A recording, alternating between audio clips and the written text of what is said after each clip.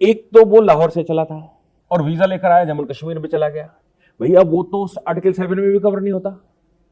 लेकिन राज्य सरकार ने अपनी पावर को एक्सीड करते हुए उसको यहां स्टे कर दिया कि ये मुसलमान भाई है, उसको स्टे करते हुए वहां निवासिता दे दी और उसको पुलिस में भी भर्ती कर लिया। पीओजे के वो विस्थापित जो कि जम्मू कश्मीर में ना रहेगा देश के अन्य हिस्सों में आ गए थे, उनको नहीं पीआरसी दिया। आर्टिकल 35A था, आर्टिकल 370 था। गोरखाओं को नहीं दिया, वाल्मीकि समाज को नहीं दिया, महिलाओं को वो पूरे अधिकार नहीं दे रखे थे जो जम्मू कश्मीर के ही पीआरसी होल्डर्स थे। कभी आपने दुनिया में सुना है किसी देश में भी वीजा और सिटीजनशिप राज्य सरकार दे? और वो ये भी दावा कर रहा है कि उसके पास आधार कार्ड है और वो वोट भी डाल रहा है। कि भारतवर्ष में इतना बड़ा ब्लंडर कभी नहीं हुआ। ये तो कहना आसान है कि उनको वापस भेजा जाएगा। वापस भेजने का मैकेनिज्म क्या होगा? ये पावर दी केंद्र की, नेहरू जी की सरकार ने ये पावर दी और वो पावर देते समय पार्लियामेंट भी नहीं गए, कैबिनेट की भी बैठक नहीं हुई। और निश्चित रूप से भारत का प्रत्येक इलीगल इमिग्रेंट वापस जाएगा। नमस्कार। पहलगाम हमले के बाद देश भर में भारत सरकार ने राज्य सरकार को कहा है कि वो अपने अपने राज्यों में रहने वाले अवैध पाकिस्तानी और बांग्लादेशी को पहचान करे और खासतौर पर पाकिस्तानी जिनका वीजा रद्द होने के बावजूद, खत्म होने के बावजूद भी वो वहां पर टिके हुए हैं, उनको देश से बाहर निकाले। इस फैसले के बाद कुछ ऐसे चौंकाने वाले केसेस सामने आ रहे हैं जिससे एक बड़े खतरे की ओर इशारा हो रहा है। 2-3 स्टोरीज पर बात करेंगे और यह खतरा किस तरीके से बढ़ा है, हमारे देश की सुरक्षा व्यवस्था को लेकर, हमारे जो संप्रभुता है उसको लेकर भी एक बड़ा खतरा हो सकता है। इस पर बात करने के लिए हमारे साथ है खास मेहमान DK दुबे जी। इस पर चर्चा करेंगे। सर, एक फैसला तो हो गया कि जो अवैध रूप से रह रहे हैं, मैं 2 केसों के साथ शुरुआत करूंगा। एक केस है कि इफ्तिकार अली जम्मू कश्मीर में रह रहे हैं 1960 के दशक से। उसके बाद वो वहां पर पाकिस्तानी नेशनल हैं, पाकिस्तानी पासपोर्ट से आए और यहां पर आकर वो जमीन भी खरीदते हैं, पुलिस में नौकरी करते हैं। आज उनके बच्चे हैं, परिवार है, सेटल हो चुका है, जम्मू कश्मीर में है। आपको पता है कि 2019 से पहले वहां पर रहने वाले, दशकों तक रहने वाले जो भारतीय नागरिक थे उनको भी पीआरसी नहीं थी। पाकिस्तानी नेशनल कैसे आके रह गया? क्या ये बड़े खतरे की ओर इशारा नहीं है? नहीं, खतरा तो हमेशा से था, खतरा आज भी है। 2 विषय हैं। एक विषय यह है कि ऑथराइज्ड या legal immigration, unauthorised stay. Legal immigration, unauthorised stay. दूसरा है इलीगल इमिग्रेशन। इलीगल इमिग्रेशन जो जम्मू कश्मीर के बॉर्डर से सुरंग बनाकर घुस जाते थे, जो उधर से सुरक्षा बल गोली चलाते थे उधर के, और गोली चलाकर हमारी सेना को इधर इंगेज करके और रास्ता खोलते थे और घुस जाते थे। इलीगल इमिग्रेंट वो जिनको बॉर्डर पर गोली मार देनी चाहिए थी। अगर सुरक्षा बल पाकिस्तानी गोलीबारी के आगे इंगेज ना हुए होते तो शायद ये एंट्री मारते समय इनको गोली मार दी जाती। और दूसरा वो जो कि आए तो लीगल वीजा लेकर आए लेकिन अनऑथराइज्ड स्टे कर गए हमारे यहाँ। भारत एक धर्मशाला है, धर्मशाला में मर्जी वो आया, रुका और उसका कोई रिकॉर्ड नहीं है। ये पिछले 70-75 साल की हमारी उपलब्धि है, 77 साल की, कि हमारे पास कोई रिकॉर्ड नहीं है। मैं नागरिक हूं भारत का, इसका मेरे पास कोई प्रमाण नहीं है। मैं हूं, लाखों पीढ़ियां मेरी यहां रही होंगी, मेरे पास भी वही डॉक्यूमेंट है जो कि इलीगल इमिग्रेंट के पास है। मेरे पास भी वही डॉक्यूमेंट है जो लीगल इमिग्रेंट अनऑथराइज्ड स्टे पर है। ये वो प्रकरण आप बता रहे हो, लेकिन ये प्रकरण जो जम्मू कश्मीर से निकल रहे हैं, ये legal immigrant with unauthorised stay but authorised by the state government. Pre 2019 क्या था, मैं आपको बताऊं कि भारतवर्ष में इतना बड़ा ब्लंडर कभी नहीं हुआ।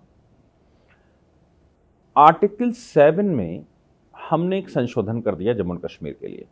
हमने मतलब सरकार ने, केंद्र सरकार ने प्रेसिडेंशियल ऑर्डर से, पार्लियामेंट जाकर नहीं कहा, प्रेसिडेंशियल ऑर्डर से कर दिया। उस प्रेसिडेंशियल ऑर्डर में उन्होंने क्या कहा कि जो कोई भी भारत में आया है, अगर वो जम्मू एंड कश्मीर के उस हिस्से से आया है, then he can stay in this part.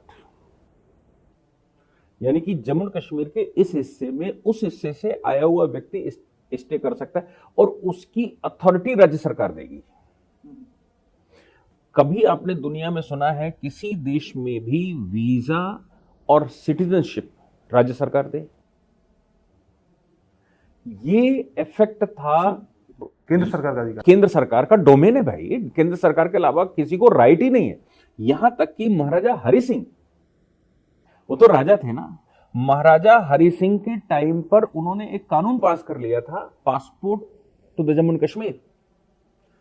उस समय की ब्रिटिश गवर्नमेंट ने उस पर स्टे कर दिया था और कहा कि भाई हम नेशन हम हैं, आप एक राज्य हो, आप इस तरह का कानून नहीं बना सकते। तब महाराजा हरि सिंह ने स्टेट सब्जेक्ट बनाया था, पासपोर्ट नहीं बना सकते थे। और वो इसलिए बनाया था क्योंकि हुंजा और उस साइड से लोग एंट्री मार रहे थे भारत में, इलीगली भारत में एंट्री कर रहे थे। मार्ग था जम्मू कश्मीर, खैबर पख्तूनख्वा और ये सब दर्रों से। तो महाराजा को लगा कि नहीं, वहां से जो लोग एंट्री मार रहे हैं, इन लोगों को कैसे रोका जाए, तो हमारे राज्य में घुसने के लिए पासपोर्ट चाहिए, ये उन्होंने बनाया। तो केंद्र ने तत्काल, केंद्र ने मतलब उस समय की ब्रिटिश गवर्नमेंट ने तत्काल उसको स्टे किया। महाराजा को कहा कि पासपोर्ट बनाने का अधिकार केवल हमको है, एक्सटर्नल अफेयर्स केवल हमारा डोमेन है, आपका डोमेन है ही नहीं। तब फिर ये इशू कैसे सॉल्व होगा जो उधर से घुस रहे हैं अफगानिस्तान के रास्ते से? तो फिर इन्होंने कहा कि एक काम करते हैं कि हमारे राज्य में हम डोमिसाइल बनाते हैं, जिसको आप स्टेट सब्जेक्ट कहते थे। तो उसको उन्होंने इस डोमिसाइल को स्टेट सब्जेक्ट करके कहा कि हमारे राज्य में जो लोग पीआर लेने आएंगे, परमानेंट रेजिडेंट बनेंगे, उनको हमसे सर्टिफिकेट लेना पड़ेगा। यानी कि वो उधर से आए तो भी सर्टिफिकेट उसको चाहिए और इधर से जाए तो भी सर्टिफिकेट चाहिए। हमारे राज्य में उसको डोमिसाइल लेनी पड़ेगी। ये डोमिसाइल की पॉलिसी आज भी भारत में है। किसी भी राज्य की अपनी डोमिसाइल है, इस डोमिसाइल के आधार पर ही हम रिजर्वेशन देते हैं। SC ST का रिजर्वेशन, OBC का रिजर्वेशन देश के किसी कोने में जाकर आप नहीं ले सकते। आप उस राज्य के डोमिसाइल, जिस राज्य के डोमिसाइल है वहां पर ले सकते हैं। तो डोमिसाइल की पॉलिसी आज भी है और आप भारत में एक ही राज्य के डोमिसाइल हो सकते हैं। यह भी प्रदीप के जजमेंट में, उन्होंने सुप्रीम कोर्ट ने कहा कि भारत में एक ही डोमिसाइल है, वो है भारत की डोमिसाइल, वो किसी राज्य में हो सकती है। तो PR का जब कॉन्सेप्ट था, तब भी सिटीजनशिप का जो इशू है वो नहीं कर सकते थे महाराजा। सिटीजनशिप या भारत के नागरिक होने का तो केवल प्रमाण केंद्र सरकार, उस समय की ब्रिटिश गवर्नमेंट ही देती थी। अब सवाल यह पैदा हुआ कि जब 1954 का ये कॉन्स्टिट्यूशनल ऑर्डर आया, तो इस ऑर्डर के समय पर ऐसा क्या हो गया, ये ऑर्डर ऐसा क्या कर गया कि भाई हमने राज्य को पावर दे दी और राज्य से कहा कि तुम्हारे राज्य में जो रहता है उसकी डोमिसाइल तुम बनाओ और उस डोमिसाइल के आधार पर वो सिटीजनशिप क्लेम कर देगा। इतने ऐसे ब्लंडर आपने संसार के किसी डेमोक्रेटिक कंट्री में नहीं देखे होंगे। 35 कैपिटल A तो ब्लंडर था ही और है ही, घोषित है। आर्टिकल 7 का संशोधन उससे बड़ा ब्लंडर था। अब जो आप इफ्तिकार की बात कर रहे हैं, वो जो पुलिस वाला है, वो भारत में आया, आर्टिकल 7 का प्रोटेक्शन था, उसको राज्य सरकार ने उसको कर दिया। आपके पास एक आध वीडियो और चल रहे हैं जिसमें राज्य सरकार ने, वो कहता है कि हम आए वीजा लेकर थे, हमने यहाँ स्टूडेंट वीजा पर हमने एडमिशन लिया, उसके बाद स्टेट हुड राज्य के पास थी और राज्य से हमने आग्रह किया तो उन्होंने वीजा स्टे कर दिया। आप समझ सकते हैं कि राज्य सरकार वीजा स्टे कर रही है भारत का, और वो रह रहा है 2008 से, कहता है कि मैं रह रहा हूं। और वो ये भी दावा कर रहा है कि उसके पास आधार कार्ड है और वो वोट भी डाल रहा है। मैं तो ये कह रहा हूं सर कि मेरे पास भी कोई प्रमाण नहीं कि मैं भारत का नागरिक हूं। हाँ, क्योंकि हमने कोई मैकेनिज्म ही नहीं डेवलप करी, हमने तो है नहीं। भाई मेरे ऊपर सवाल खड़ा होता तो मैं कहां से लाऊं? मेरा तो तरीका यह है कि मेरे से राज्य सरकार अगर पूछती है, केंद्र सरकार पूछती है कि आप मुझे बताइए कि आप भारत के नागरिक हैं कि नहीं है, तो मैं ये कहूंगा कि मेरे पुरखों की जमीन, मेरे पुरखों का घर, मेरे पुरखों का सिजरा निकाल लो 500 साल का। भाई कहीं ना कहीं तो मेरे परिवार के लोग रहे होंगे, उनका पीछे से जब भी कोई रजिस्ट्री हुई कि मैंने यहां रजिस्ट्री करवाई तो अपने गांव का पता लिखवाया होगा, फिर नया पता मेरा यहां का बना होगा। गांव की रजिस्ट्री होगी तो पिछले गांव का पता लिखवाया होगा, तब वहां की रजिस्ट्री हुई होगी। तो आप निकालते चले जाइए, आपको 500 साल का इतिहास मिल जाएगा मेरा। 1000 साल का भी अगर आपके पास रिकॉर्ड, जितना बड़ा रिकॉर्ड आपका पीछे का है, मेरा रिकॉर्ड मिलता चला जाएगा। ये प्रमाण है मेरे भारत के नागरिक होने का। लेकिन ये प्रमाण तो इतना लेंदी है कि कौन करे, क्यों करे, सरकारी कर्मचारी क्यों मगजमारी करे, क्यों उसमें दिमाग लगाए। क्या है कि मेरे पास आधार है, मैंने कहा मेरे पास आधार है, मेरे पास पैन कार्ड है, मेरे पास ये है, मेरे पास वो है, उन्होंने कहा ठीक है ओके। तो भारत में ये जो गड़बड़ी आई उसका कारण ये है कि कोई मैकेनिज्म भारत में स्वतंत्रता के बाद हमने बनाई नहीं, अंग्रेजों के पास तो मैकेनिज्म थी। तो ये तो जैसे आपने कहा कि वो वीजा लेके आए, नहीं अभी वो बात पूरी पूरी पूरी करिए। अब वो आर्टिकल 7 के तहत वो आ गया। अब उसमें सरकार ने, राज्य सरकार ने क्या ब्लंडर किया कि हमने पावर जो भी दी थी, अच्छी खराब, लीगल थी इलीगल थी, हमने पावर दी थी कि पाक ऑक्युपाइड जम्मू एंड कश्मीर का कोई निवासी है, क्योंकि हम उसको हिस्सा मानते हैं, उसकी रिकॉग्निशन राज्य सरकार कर सकती है जम्मू कश्मीर की, और उसके आधार पर केंद्र उसको प्रोटेक्ट करेगा। उन्होंने क्या किया कि एक साजिश के तहत इस्लामाबाद से, सिंध से, बलूचिस्तान से, खैबर पख्तूनख्वा से, पंजाब से व्यक्ति चला। पहले वो पाक ऑक्युपाइड जम्मू एंड कश्मीर गया। पाक ऑक्युपाइड जम्मू एंड कश्मीर में उसने अपने कागज बनवाए, राज्य सरकार ने बनवाए वहां की, और वो भारत में घुस आया। भारत सरकार के पास चूंकि होता तो वो क्रॉस एग्जामिन करती, राज्य सरकार के पास था वो अपने आप को इस्लामिक स्टेट बता रहा था, statehood on the basis of Islamic majority. तो वो उन्होंने कहा भाई ये तो अपना जात वाला है, ये जात वाला भाई है। उन्होंने यहां पर आकर उसको पावर दे दी और उसको स्टे कर दिया। स्टे करने के बाद राज्य सरकार ने, अब तो सब लीगल हो गया, वहां से इलीगल चला था। पाक ऑक्युपाइड जम्मू कश्मीर का उसने एक फर्जी डॉक्यूमेंट बनवाया, ना भी बनवाया हो तो भी राज्य सरकार ने उसको चढ़ा दिया कि भाई ये पाक ऑक्युपाइड जम्मू कश्मीर से आया। लेकिन सवाल ये पैदा होता है कि पाक ऑक्युपाइड जम्मू कश्मीर से भी क्या इलीगल इमिग्रेंट हो जाएगा, घुस जाएगा? नहीं घुस सकता। अब उन्होंने कहा कि भाई वो वीजा लेकर आया था, वीजा लेकर आया था, हम यहां के रहने वाले हैं, यहां पर घुस गए। तो दो अलग अलग प्रश्न है। एक तो वो लाहौर से चला था और वीजा लेकर आया, जम्मू कश्मीर में चला गया, भैया वो तो आर्टिकल 7 में भी कवर नहीं होता। लेकिन राज्य सरकार ने अपनी पावर को एक्सीड करते हुए उसको यहां स्टे कर दिया कि ये मुसलमान भाई है, उसको स्टे करते हुए वहां निवासिता दे दी और उसको पुलिस में भी भर्ती कर लिया। ये ऐसा खतरनाक जाल है। वैसे तो हम कह रहे हैं कि भाई पीओजेके का चूंकि अपना है इसलिए वहां के निवासी को ले लें, टेक्निकली सही है, लेकिन वो पासपोर्ट पाकिस्तान का लेके आ रहा है। तो इससे तो टेक्निकली ये भी है कि उसने पीओजेके का होने की अपनी नागरिकता को रद्द करवा के जब पाकिस्तान की नागरिकता ले ली है टेक्निकली। और हम किसी पीओजेके के नागरिक का पाकिस्तानी पासपोर्ट कैसे एक्सेप्ट कर सकते हैं? यहां भी एक तरह का टेक्निकली हम एक्सेप्ट कर रहे हैं कि वो पाकिस्तान का हिस्सा है, इसलिए वो पासपोर्ट दे सकता है। भैया ये तो मैं कह रहा हूं ना, ये तो 2014 से पहले का जो ब्लंडर है वो निकल के आ रहे हैं ना। यही तो ब्लंडर था भैया। केंद्र की सरकार जो यहां पर बैठी हुई है वो यही तो ब्लंडर कर रही थी सब। उसने तो आर्टिकल 35 कैपिटल ए देकर पावर ही दे दी राज्य सरकार को। मतलब आप सोचो कि पावर पूरी दे दी कि भारत की जो नागरिकता है, नागरिकता के आधार पर जो उसके फंडामेंटल राइट है, वो फंडामेंटल राइट भी राज्य सरकार तय करेगी। फंडामेंटल राइट क्या? Right to job, right to resident, हमारा फंडामेंटल राइट है ना। Right to equal opportunity, right to education, right to education मेरा फंडामेंटल राइट है ना। Right to access the government मेरा फंडामेंटल राइट है। Right to live, right to resident मेरे fundamental right है। राइट टू बिजनेस, ये सब मेरे फंडामेंटल राइट है। 35 कैपिटल ए ने राज्य में फंडामेंटल राइट भी रोक दिए सारे, और ये पावर दी केंद्र ने। ऐसा नहीं है कि उन्होंने अपने बाप कर ली, ये पावर दी केंद्र की, नेहरू जी की सरकार ने ये पावर दी। और वो पावर देते समय पार्लियामेंट भी नहीं गए, कैबिनेट की भी बैठक नहीं हुई। अच्छा, हैरानी की बात यह है कि आप इसके बरक्स देखें इसके कि पीओजेके के वो विस्थापित जो कि जम्मू कश्मीर में ना रहेगा देश के अन्य हिस्सों में आ गए थे, उनको नहीं पीआरसी दिया। आर्टिकल 35A था, आर्टिकल 370 था, गोरखाओं को नहीं दिया, वाल्मीकि समाज को नहीं दिया, महिलाओं को वो पूरे अधिकार नहीं दे रखे थे जो जम्मू कश्मीर के ही पीआरसी होल्डर्स थे। तो ये जो जिसको कहें कि दोहरा रवैया है, दोहरा नहीं है तो कहेंगे बेहद खतरनाक साजिश नजर आती है। ये अगर एक्सपोज हो गई थी तो इन ऐसे लोगों को पहचान करके हमें 2019 के बाद निकाल नहीं देना चाहिए था। अभी पहलगाम हमले की जरूरत थी क्या कि पहलगाम हमले हो तब जाके हम पहचान करें, तब जाके इसको निकालें? ये पहले क्यों नहीं हुआ? सरकार तो यहाँ पे 15 साल से है। सरकार ने दूसरा स्टेप इस पर लिया था। पहला स्टेप ये था कि पहले हम जम्मू और कश्मीर का जो मार्ग है, जो चोर का रास्ता है, वो रास्ता पर ब्लॉक करें, तब तो हम इधर पकड़ा धकड़ी करेंगे। इधर हम पकड़ा धकड़ी करते रहे, उधर से रास्ता खोला है।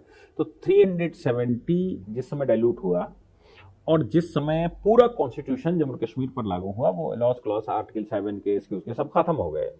तो सीधी सी बात है, जो मेरा अधिकार है वो जम्मू कश्मीर में दूसरे का है, जो मेरा यहाँ राइट है वो जम्मू कश्मीर में दूसरे व्यक्ति का है, जो मेरे साथ यहाँ प्रश्न है वो प्रश्न उसके पास भी है, वहां पर भी रहने वाले के पास है। तो जब हमने ये कर लिया, तब हमें उनको निकालने की बात आती है तो सबसे पहले कि कॉन्स्टिट्यूशन सिटीजनशिप अमेंडमेंट करना पड़ता है। तो भारत सरकार ने तत्काल सिटीजनशिप अमेंडमेंट एक्ट पास किया था, जिसको आप CAA कहते थे।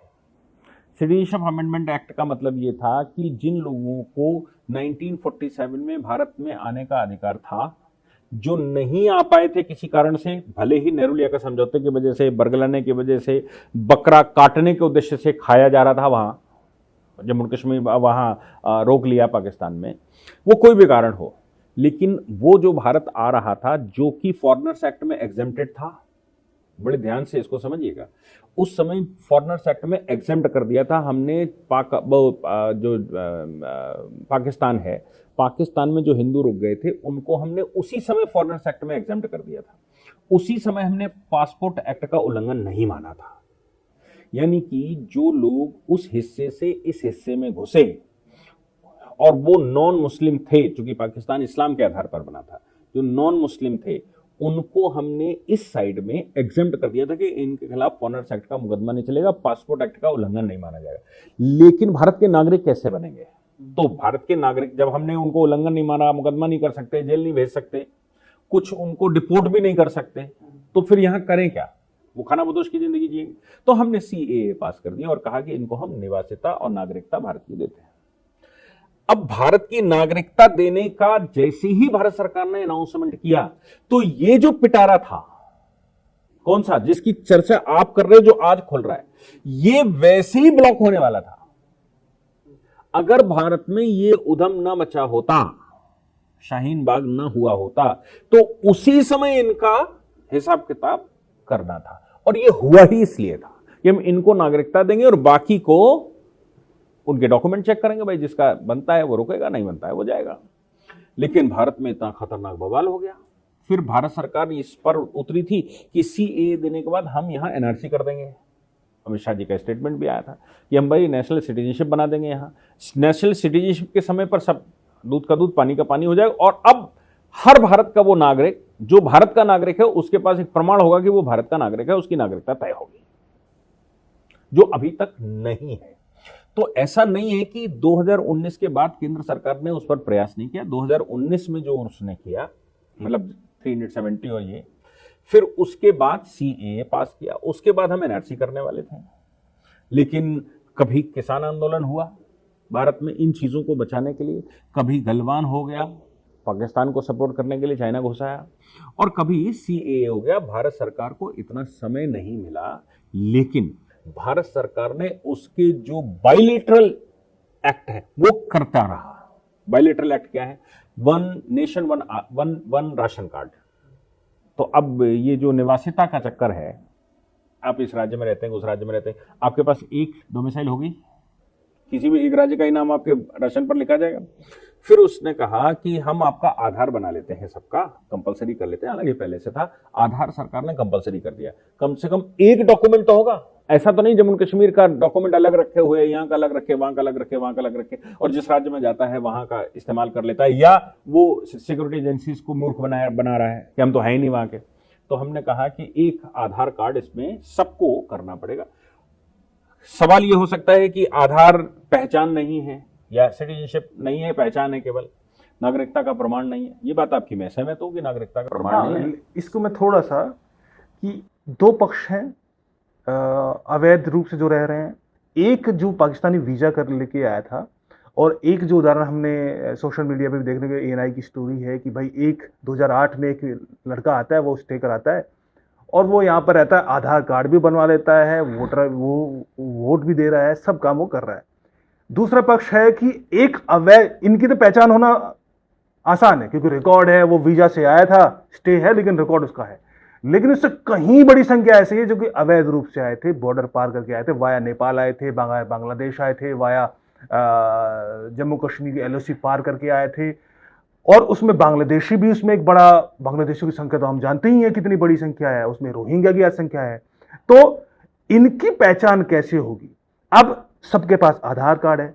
आधार कार्ड नागरिकता का प्रमाण नहीं है, लेकिन आधार कार्ड इस देश में सिंगल वो डॉक्यूमेंट है कि नागरिकता को मिलने वाले वो तमाम अधिकार, वो तमाम चीजें आपको सिर्फ एक आधार कार्ड पर मिल सकती हैं। यहां बैंक अकाउंट खोलिए, नौकरियों करिए, यहां पर आप वोट भी डालिए, सब काम करिए। तो आपको क्या जरूरत है कि वो नागरिकता बने? वो नागरिक बन गया है भी आधार कार्ड के आधार पर। ऐसा नहीं है सर, आधार केवल पहचान है, और आधार जब हमने सब जगह लगा दिया कंपलसरी, हालांकि दुर्भाग्य था कि पुट्टुस्वामी के जजमेंट में और सुप्रीम कोर्ट ने आधार की कंपलसिटी हटा दी थी।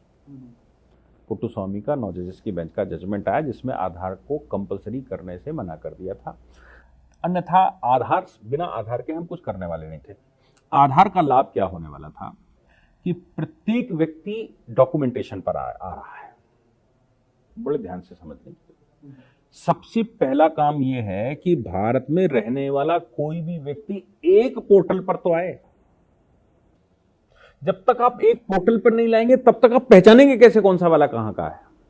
तो सबसे पहला काम यह है कि सबको एक पोर्टल पर हम ले आए, और एक पोर्टल पर लाने का मतलब था सबको आधार बनवाना पड़ेगा। अब आधार केवल आपकी पहचान है, सिटीजनशिप है नहीं, और सिटीजनशिप का हमारे पास कोई फॉर्मूला भी नहीं है। लेकिन जिस दिन सुरक्षा एजेंसियां काम करना शुरू करती हैं, अभी हो रहा है ना, अभी लोग जो 30 साल से, 40 साल से, 50 साल से यहां पे रह रहे हैं, वो भले ही उनका वीजा स्टे हो गया हो या उन्होंने इलीगल यहां रुक गए हो, इलीगल रुकने के बाद उन्होंने रिपोर्टिंग ही नहीं करी, रिपोर्टिंग ना करके यहां आधार और वो सब बनवा लिए, सरकार ने पहचान लिया उनको, क्योंकि डेटा तो उनका मेरे पास था ना। अब उस डेटा को, अब आधार उनके पास है, उससे भी लिंक करके हम ब्लॉक करने वाले हैं।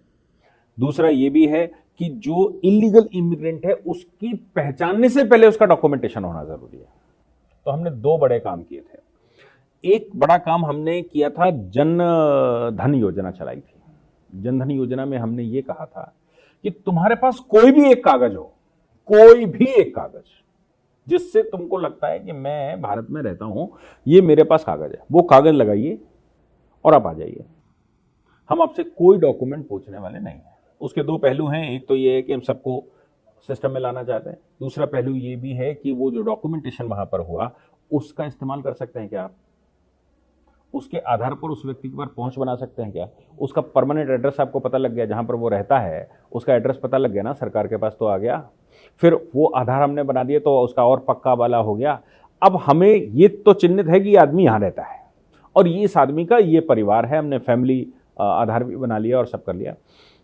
अब सिक्योरिटी एजेंसीज का काम है, और भारत में जो इन्वेस्टिगेटिंग एजेंसीज हैं उनका काम है कि वो इनको पहचाने कि भाई आधार है, फिर भी हम इनको पहचानेंगे। अभी हमने एक शिफ्ट में इनको बाहर कर दिया, और वो भी बाहर करने का कारण 2019 का ये जो जम्मू कश्मीर वाला 370 और ये ऑल दस था, इसकी वजह से हम ये वीजा वालों को वापस कर पा रहे हैं। सीए अमेंडमेंट की वजह से हम वीजा वालों को वापस कर पा रहे हैं, अन्यथा सबको जाना होता। और कुछ ने जिसको सीए का नहीं मिल पाया सर्टिफिकेट, वो भी परेशान है ना, वो चाहे हिंदू क्यों ना हो, परेशान है, उसको हम भेज रहे हैं वापस, दोबारा आना।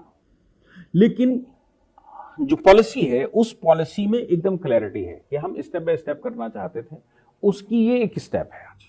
वो अलग बात है कि पहलगाम हो गया, अन्यथा हम इसी प्रोसेस पर हैं और हम वही करेंगे। और निश्चित रूप से भारत का प्रत्येक इलीगल इमिग्रेंट वापस जाएगा। आप एक साथ 5 करोड़ भेजोगे तो आपको समस्या होगी। आप आज अगर 20 लाख लोगों को भेज दीजिए जो वीजा वाले हैं, नेक्स्ट स्टेप में हम पाकिस्तानी नागरिकों को भेजेंगे, नेक्स्ट स्टेप में आप बांग्लादेशियों को भेजिए। भारत सरकार ने, मोदी जी ने, शेख हसीना की सरकार जिस समय थी उस समय दोनों एग्री भी हो गए थे कि भाई हम अपने नागरिकों को वापस लेने के लिए तैयार हैं, आप उनकी पहचान करिए। हमने उस पर काम शुरू कर दिया था। दुर्भाग्य ये है कि मोहम्मद यूनुस बैठ गए और शेख हसीना बाहर हो गए। आंग सांग सूकी के साथ भी हमने बैठक की थी। मोदी जी ने उनको स्पष्टता दी थी कि भाई हमारे यहाँ जो रोहिंग्या हैं उनको कैसे वापस करना है, तो वो भी वापस जाएंगे, ऐसा भी तय हो गया था। अब वो जो परिस्थिति है वो परिस्थिति थोड़ी आगे पीछे होती है, इसलिए थोड़ा समय लगता है, क्योंकि समस्या पिछले 75 साल की है, इसलिए समय लग रहा है।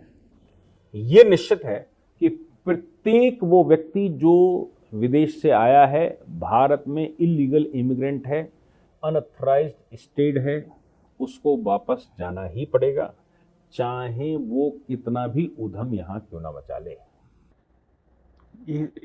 ये जो एक जिस तरीके से किसान प्रदर्शन हो या फिर सीए का मसला हो, उसको एक ह्यूमैनिटेरियन क्राइसिस करके दुनिया भर में जितना हंगामा मचाया गया, संभव है कि यहाँ पर भी इसी तरह की चीज़ें, क्योंकि नंबर बहुत ज़्यादा होंगे। जब वो उनको, ये तो कहना आसान है कि उनको वापस भेजा जाएगा, वापस भेजने का मैकेनिज्म क्या होगा।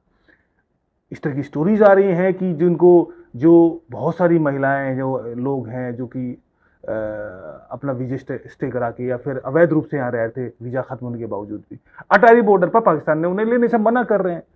अब वो वहां पर एक स्पेक्टिकल एक अलग ही खड़ा हो रहा है कि भारत धक्के मार के भगा रहा है और पाकिस्तान उनको ले नहीं रहा है। एक तो ह्यूमैनिटेरियन क्राइसिस भी, उससे डील करना भी एक बड़ी टेढ़ी खीर होने वाली है। दूसरा, इतनी मेहनत एक्सरसाइज कि इतने लोगों को पहचाने, फिर उनको एक छन्नी में डाल के उनको छाना जाए, छान के देखें कि अवैध है कि नहीं है।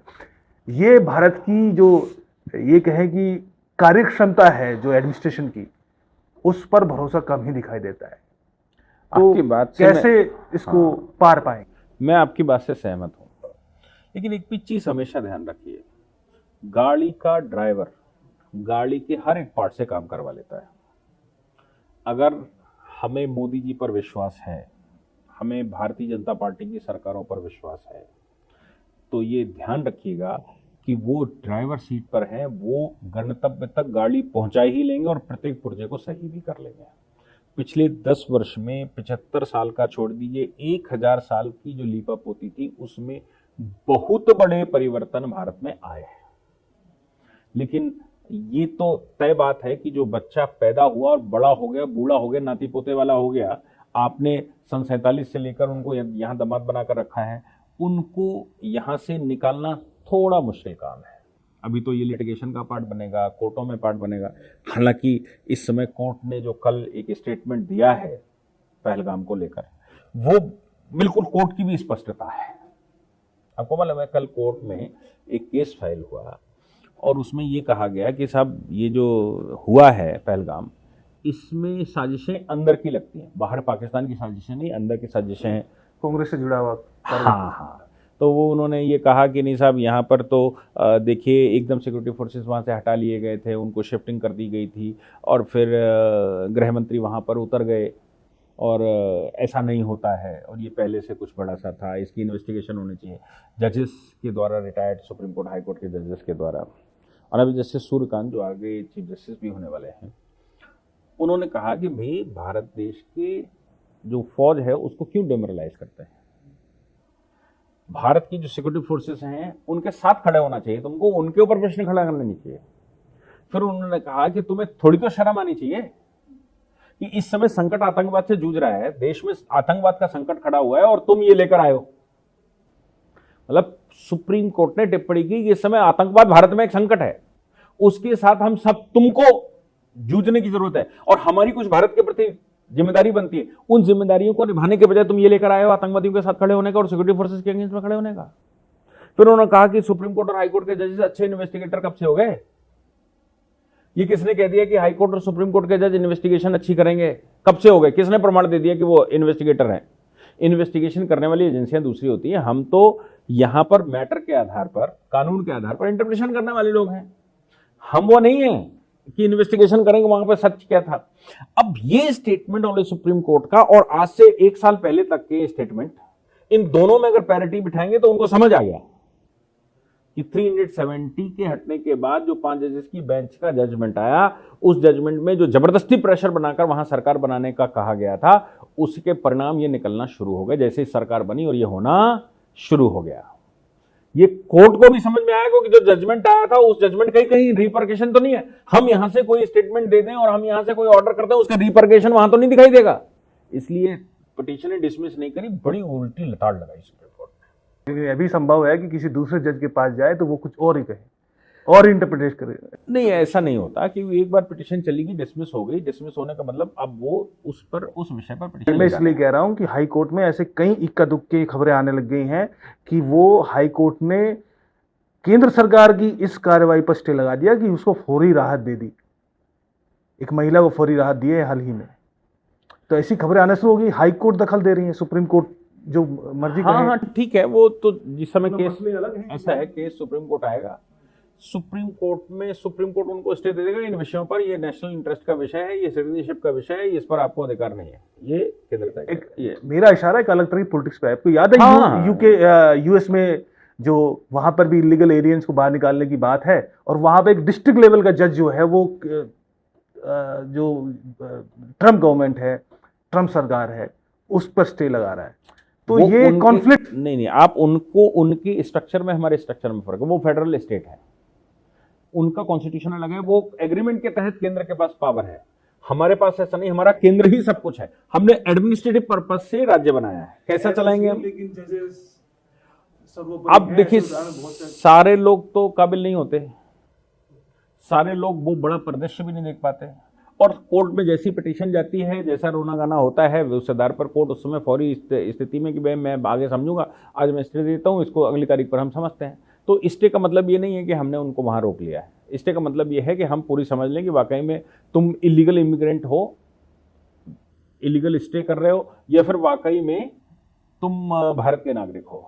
ये सब बातें रहती हैं और ऐसे डॉक्यूमेंट कोर्ट में पेश किए जाते हैं जिससे ये बताया जाता है साहब हम भारत के नागरिक हैं, हमको बाहर भेज रहे हैं, फिर भी वे हटाए दे रहे हैं। तो फिर वो कहता है मैं अभी तुम्हारे इमिग्रेशन पर स्टे करता हूँ और समझ लेता हूँ, ले आओ डॉक्यूमेंट। आप भी नोटिस कर देता है, कहता है आप भी समझो कि भाई इनका आधार क्या है।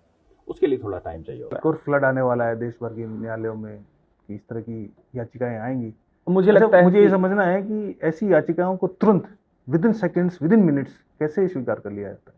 मतलब मैं तो एज ए लेमैन समझने की नहीं, देखिए लीगल सिस्टम हमारा है।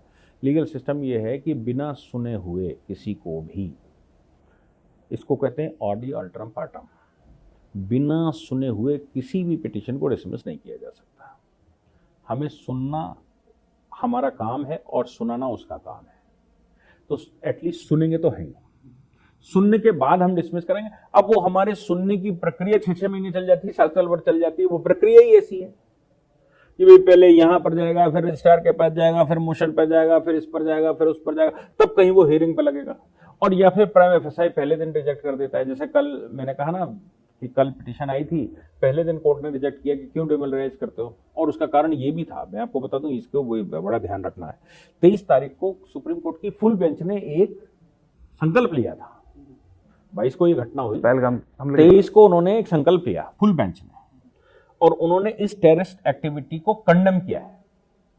पहली बार हुआ था, पहली बार ये हुआ। और कोर्ट ने कहा हम आपके साथ हैं। सुप्रीम कोर्ट की फुल बेंच 23 तारीख को वही खुद कह रहे हैं, पूरी फुल बेंच कह रही है कि इस दुर्घटना में जो भारत के साथ हो रहा है, हम आपके साथ हैं। और हम आपके साथ हैं का मतलब कोर्ट से भी आप उम्मीद मत रखें वो कि कोर्ट से भी कुछ उनको बहुत बड़ा रास्ता मिलने वाला है।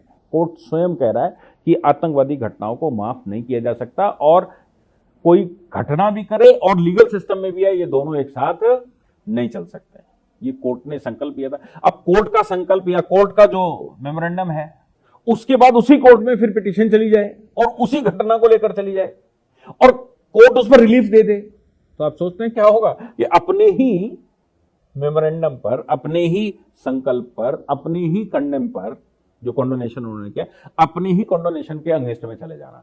जो मुझे लगता है कि अभी जम्मू कश्मीर के न्यायालय हो सकता है उनको जानकारी ना हो, या ये हो सकता है कि मामले के फैक्ट दूसरे हों, हमको परिणाम दूसरा दिखाई दे रहा हो, ये संभव है। लेकिन सुप्रीम कोर्ट इस मामले में चूंकि संकल्प ले रहा है, सुप्रीम कोर्ट इस मामले में कंडेम कर रहा है, फुल बेंच उसका रेजोल्यूशन पास कर रही है, इसलिए बहुत रिलीफ मिलने की उम्मीद नहीं रखनी चाहिए। मैं तो इसमें एक इंडिकेशन दे रहा हूं आने वाले कुछ डिफरेंट नैरेटिव्स की स्टोरीज को लेकर।